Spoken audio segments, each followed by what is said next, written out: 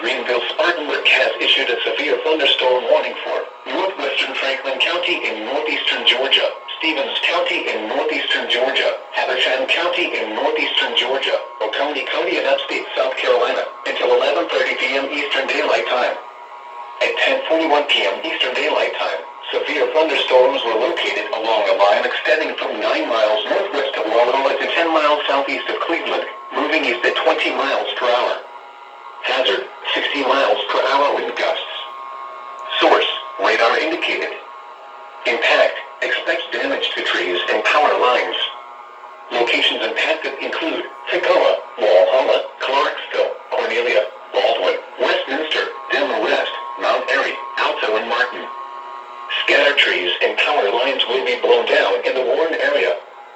Seek shelter inside an interior room.